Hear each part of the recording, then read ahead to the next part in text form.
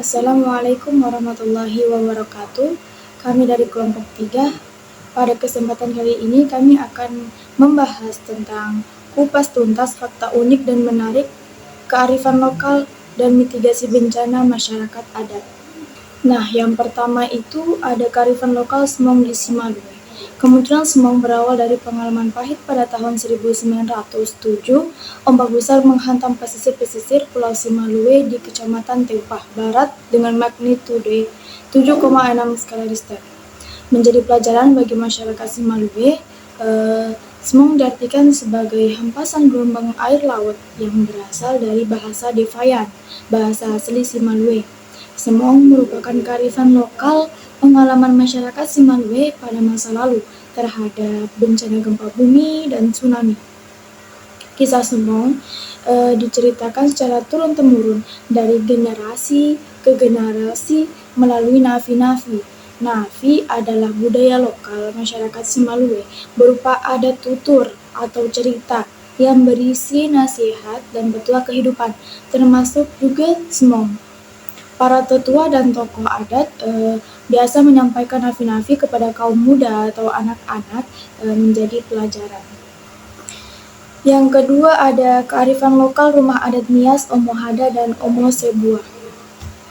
Kearifan lokal rumah adat Indonesia merupakan refleksi dari budaya, tradisi, dan nilai-nilai luhur masyarakat. Setiap daerah di Indonesia memiliki rumah adat yang unik dengan ciri khasnya masing-masing. Rumah adat juga mencerminkan penyesuaian masyarakat terhadap lingkungan dan kearifan mereka dalam memanfaatkan sumber daya alam. Rumah adat Nias atau disebut sebagai Omohada dan Omo Sebuah merupakan salah satu rumah adat yang memiliki nilai khas, unik, dan memiliki keunggulan tinggi. Keunggulan terletak pada bahan pembuatan yang tidak menggunakan paku, tapi menggunakan pasak atau pen. Karena Pulau Nias dikelilingi lautan, rumah-rumah mereka didesain mirip seperti perahu supaya bisa menahan gelombang pasang besar atau surut atau banjir. Struktur rumah adat Nias juga bentuk atapnya tinggi melengkung berfungsi untuk menahan tekanan secara merata ke seluruh struktur bangunan. Selain itu juga rumah adat dibangun di atas tiang-tiang kayu yang tinggi guna mengurangi risiko kerusakan akibat tanah yang bergeser atau longsor. Secara keseluruhan, desain rumah adat Nias menunjukkan kearifan lokal dalam mengadaptasi lingkungan rawan gempa, memanfaatkan bahan dan teknik pembuatan atau pembangunan yang mampu memberikan perlindungan optimal bagi penghuninya. Kearifan lokal masyarakat di Sesar Opak Bantul. Setiap wilayah mempunyai cara masing-masing dalam tindakan manajemen kebencanaan. Tindakan tersebut menyesuaikan dengan potensi bencana yang dimiliki dan kebiasaan masyarakat kearifan lokal dalam mitigasi bencana pada masyarakat, yaitu pengenalan tanda alam berupa suara gemuruh apabila akan terjadi bencana gempa bumi, serta terbentuknya retakan-retakan tanah apabila akan terjadi bencana longsor.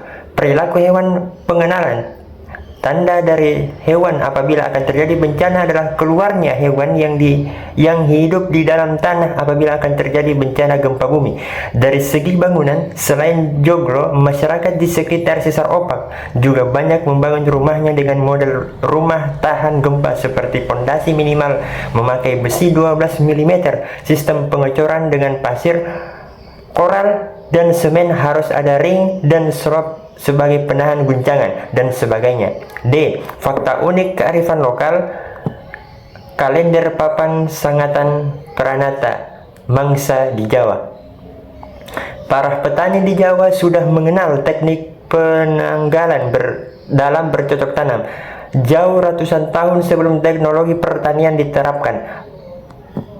Panduan kalender berbasis peredaran matahari yang unik ini dikenal sebagai Pranata Mangsa. Teknik ini mengajarkan para petani lebih sensitif terhadap perubahan alam yang terjadi. Pranata Mangsa berasal dari kata pranata, yaitu berarti aturan, dan mangsa yang berarti masa atau musim. Dengan kata lain, Pranata Mangsa adalah aturan waktu yang digunakan para petani sebagai penentuan atau pengerjaan suatu pekerjaan, kapan bertanam, kapan memanen, dan kapan menyimpan atau mengumpulkan panenan.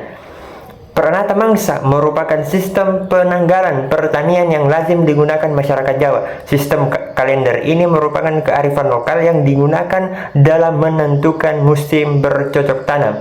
Perhitungan kalender Pranama Mangsa membagi tahun menjadi 12 musim atau mangsa. Perhitungan ini didasarkan pada peredaran matahari yang menyebabkan perubahan musim. Kearifan lokal Kayori masyarakat Kaili. Kayori merupakan syair yang lahir setelah peristiwa gempa dan tsunami pada tahun 1938. Kayori merupakan kearifan lokal diceritakan secara turun-temurun oleh suku Kaili. Dalam Kayori disebut daerah-daerah yang terkena tsunami dan daerah yang luput dari bencana tersebut. Beberapa penamaan atau penyebutan wilayah seringkali didasarkan atas beberapa peristiwa bencana alam yang telah dirasakan dan pernah terjadi di masa lampau.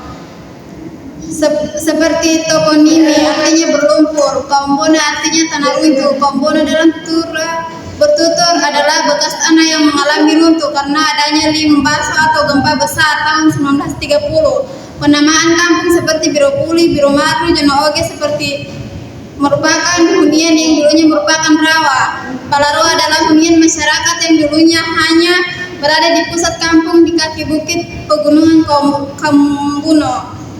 Menurut tuturan para tetua Nungata, tokoh masyarakat dulunya adalah ladang dan tempat berternak hewan bagi para bangsawan. Di tempat tersebut terdapat satu kubangan seperti sumur besar yang diyakini terhubung dengan air laut Teluk Palu. Karena menurut peristiwa yang terjadi, jika air laut pasang akan terdengar suara gelombang air laut dan ketinggian air laut sedang pasang ikut naik pada kubangan tersebut. Bahkan ada kisah ketika seekor sapi bangsawan yang diternak di tempat tersebut hilang. Akhirnya ditemukan berada di laut Teluk Palu. Nah, pada Kaili penuturan peristiwa bencana alam juga lazim dituturkan melalui Kayori. Duluan dan Dadendate, yaitu sastra ilisan melalui proses penyampaian secara dengan bertutur atau tutura. Kayori adalah cara bertutur dengan syair-syair yang berisi petuan hidup yang baik untuk dijalani.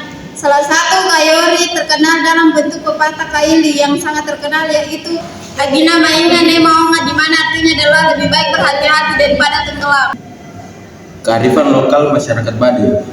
Masyarakat Baduy berasal di Desa Kanekes, Kecamatan Lewi Damar, Kabupaten Lebak, Provinsi Banten. Masyarakat Baduy mendirikan bangunan tergolong sederhana, namun menjunjung tinggi kearifan lingkungan. Bangunan rumah Baduy berbentuk rumah panggung sederhana dari bahan kayu, bambu, ijuk, dan rumbia. Secara umum berkaitan erat dengan kepercayaan bahwa rumah sebagai pusat yang memiliki kekuatan netral terletak di antara dua dunia, bawah dan atas. Rumah tidak boleh didirikan langsung menyentuh tanah. Oleh karena itu, rumah dibuat dengan cara memasang tiang-tiang kolong yang ditegakkan di atas batu umpak. Khusus pada masyarakat Baduy, Tangtu bilang mendirikan rumah pada tanah yang miring, maka tidak boleh meratakan tanah tersebut. Meratakan tanah berarti akan merusak dan membolak-balikan tanah. Membolak-balikan tanah berarti melanggar fikih. Orang Baduy Tangtu dilarang menggunakan paku dalam pembuatan rumah. Untuk mengikat umumnya digunakan rotan dan bambu atau dengan teknik pasak. Kearifan lokal masyarakat Baduy pada hutan dan air dalam kaitannya dalam mitigasi bencana banjir dan longsor tercermin dalam fungsi dan letak hutan dan air.